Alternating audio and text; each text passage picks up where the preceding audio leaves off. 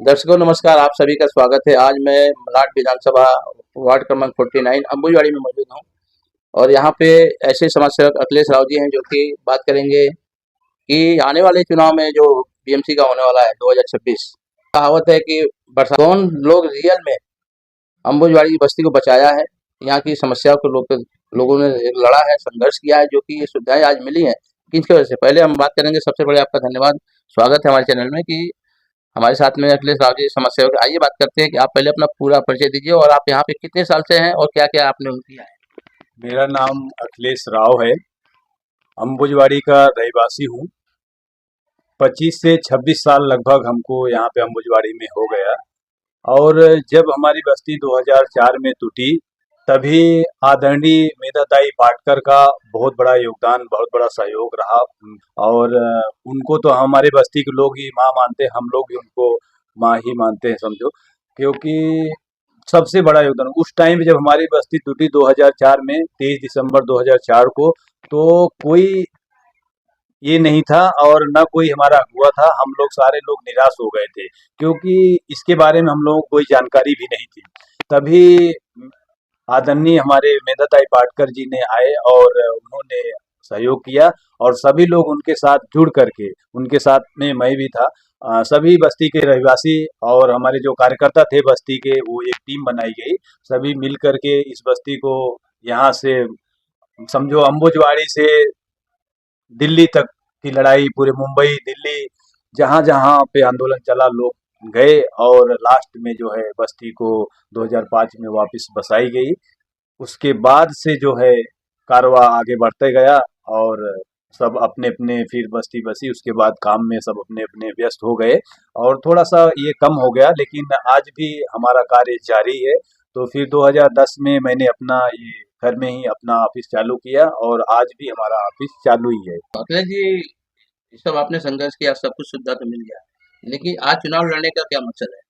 अभी पूरी तरह से तो सुविधा हमारे बस्ती में नहीं मिली, क्योंकि आंदोलन का ही एक भाग था कि जो हम लोगों ने लड़ करके लाइट और पानी लिए। लेकिन आज भी रोड की समस्या आप देख ही रहे हैं कि जो स्टार्टिंग में आएंगे तो क्या हालत है रोड की हमारे।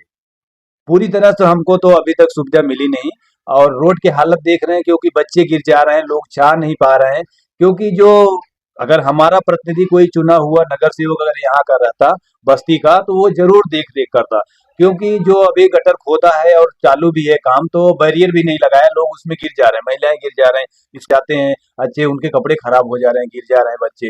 तो बहुत समस्या है, रोड का भी है और भी बहुत सारी अभी समस्या बाकी है। इसलिए जो हमारे बस्ती के जो हमारे साथी हैं, पहले के पुराने भी और नए भी जो भी हमारे साथ जुड़े हैं, उन लोगों का ये मानना है कि आप जो है एक बार चुनाव लड़िए, हम लोगों का आपका पूरा सहयोग है और हम लोग जो है आपका पूरी तरह सहयोग करेंगे, क्योंकि हमारी बस्ती का ही कैंडिडेट जीतना चाहिए। क्योंकि बाहर के लोग जो हैं वो आते हैं, लोग भी यही बोल रहे हैं कि वो 4 दिन के लिए उनका ऑफिस खुलता है। जब भी इलेक्शन चालू होगा तभी उनका ऑफिस खुलेगा, जैसे ऑफिस खत्म हुआ, जीते या हारे, उनका ऑफिस बंद हो जाता है। अगर जीते हुए कैंडिडेट है उनका भी कोई कार्यालय यहाँ पे नहीं रहता है ना है। और मैं लोग भी ये बोलते हैं कि जिन्होंने उनके लिए प्रचार किया था या जिन लोगों ने उनको सहयोग करा ये किया था, जो पार्टी के कार्यकर्ता हैं, मैं उनको भी ये बोलता हूँ, क्योंकि बस्ती में अलग अलग हमारे अलग अलग पार्टी से लोग जुड़े हैं। तो उनका भी ये काम बनता है कि भाई हमारा जब कैंडिडेट जीता है उससे जो है काम करा के लेना, ऐसा लेकिन नहीं हो पाता है। तो लोगों ने इस बार मन बनाया है कि आप जो है चुनाव लड़ो और हम लोगों का पूरा आपको सपोर्ट है।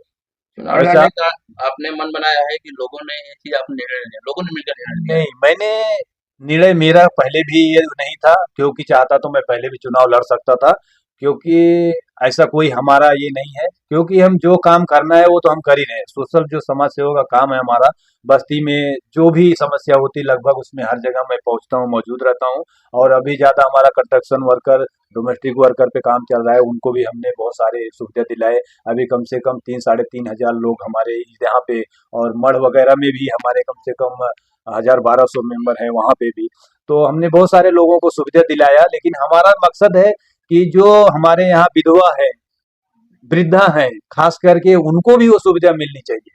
उनके बच्चे अभी हमारे बस्ती में ज्यादातर, क्योंकि मैं फील्ड में, क्योंकि बस्तियों में ही मैं रहता हूँ और बस्ती में ही घूमते रहता हूँ, तो हमको मालूम है ना कि इस पे घर पे क्या समस्या है। यहाँ तक कम उम्र में विधवाएं हो गई हैं, उनके बच्चे पढ़ नहीं पा रहे हैं, क्योंकि अकेले वो पढ़ा नहीं सकते बच्चों को। तो बहुत सारा उनको स्कीम मिलना बाकी है, और हमारा यही लक्ष्य है कि जो मूलभूत सुविधा में जितनी भी स्कीम में वो आती हैं, और सारा जो है उनको सुविधा मिलना चाहिए। आपने कहा वृद्धा है, विधवा है, इसमें आपने शायद आपके दिमाग में आया होगा नहीं कि इसमें दिव्यांग भी आते हैं। दिव्यांगों की बहुत बड़ी समस्या होती है। दिव्यांगों के बहुत सारे लोगों का हमारे पास लिस्ट आई है। मैंने कई बार बात करने की आगे कोशिश की, बीएमसी में भी 2 बार मैंने पत्र डाला, तो उन्होंने कहा कि अभी यहाँ से अभी कोई स्कीम है नहीं। और जवाब में पत्र आया कि भाई आप जैसे हमारे पास स्कीम चालू होगी तो हम आपको कराएंगे। लेकिन मेरा ये है कि अगर यहाँ बस्ती का अपना कोई कैंडिडेट अगर जीत करके आता है, तो अगर हम जीतते हैं, लोगों का जो ये होगा वो तो बाद में देखा जाएगा। लेकिन मेरा लक्ष्य ये है कि कुछ भी परिणाम हो, लेकिन जो हमारा कार्य है ये जारी रहेगा, और मैं उनके लिए लड़ूंगा और कोशिश करूंगा कि उनको जो उनका लाभ है, जो सरकारी योजना में उनकी स्कीमें हैं, वो उनको मिलनी चाहिए। आपको अभी सामान्य रूप में देखा जाए तो जो आप समाज सेवा कर रहे हैं और एक नगर सेवक बनने के बाद क्या आपकी एक लोगों के काम करने के तरीके अलग हो जाते हैं? किस तरह से देखते हैं आप? देखो, जीतने का जो पहले से था हमारा काम, हमारे में कोई बदलाव नहीं आएगा। हम तो अलग अलग जो बस्ती के हमारे जो कार्यकर्ता हैं, रहवासी भी हैं, मैं सभी को बोलता हूँ कि ऑफिस आपका है, और जीतने का मैं नहीं जीतूंगा। अगर जीतेंगे तो मैं नहीं जीत रहा हूँ, आपकी जीत है ये। क्योंकि जो भी जो नगर सेवक का जो काम है, जो बीएमसी का काम है, वो तो होगा ही, साथों साथ हमारी जो और भी समस्या है, क्योंकि उसमें जानकारी होनी चाहिए। बहुत सारी समस्या हमारे यहाँ भी, देखो भाजी मार्केट लगता है, बेचारों को बहुत दिक्कतें होती है, उसमें इस वजह से ट्रैफिक का भी सामना करना पड़ता है। तो हमारे पास जगह भी बहुत सारा है, वो हम उस टाइम पे बताएंगे कि उनका भाजी मार्केट भी लग सकता है, हमारा ट्रैफिक भी खत्म हो सकता है, और उनको रोजगार भी मिलेगा। ऐसे बहुत सारे काम हैं जो करा सकते हैं, वो तो अभी हम बता नहीं सकते, वो हम वो आने वाले समय में बताएंगे कि क्या क्या काम हम कर सकते हैं, क्योंकि हम आंदोलन से जुड़े हैं। मेदताई ने ऐसा हमारे बस्ती में लोगों को इतनी सीख दी है कि हम सक्षम हैं, और वो हम करके भी दिखाएंगे। चुनाव लड़ना है अपक्ष या पार्टी से? पार्टी, ये तो निर्णय हमारे जो साथी हैं, जो हमारे सहयोगी हैं, जिन लोगों ने ये निर्णय लिया है, हमारे बस्ती के रहवासी और कार्यकर्ता, कि भाई आपको चुनाव लड़ना है, तो वो उनका जो निर्णय होगा वो मुझे मान्य होगा। और जो बोलेंगे पार्टी से लड़ना है, इस पार्टी से, तो हम उस पार्टी से लड़ेंगे और मांग करेंगे, और अगर निर्दलीय बोलेंगे तो निर्दलीय लड़ेंगे। जी, आपने सुना समाज सेवक अखिलेश राव जी को। अगर ये बात में अगर आपको कुछ अच्छा लगा हो रखेंगे तो इसमें बॉक्स में जरूर कमेंट करें, बॉक्स के अंदर, कि क्या इन्होंने कहा है कहाँ तक सही है। क्योंकि इनका मानना है और इनके साथ के लोगों का मानना है जो अम्बुजवाड़ी के रहवासी हैं, चाहे के नगर रहवासी हैं, कि यहाँ का जनप्रतिनिधि जीत का आएगा तो यहाँ के क्षेत्र का विकास होगा। इसमें यस या नो का कमेंट बॉक्स में आप जरूर बताएं। ऋषिक दास, रस्टन पांडे की रिपोर्ट करने मुंबई।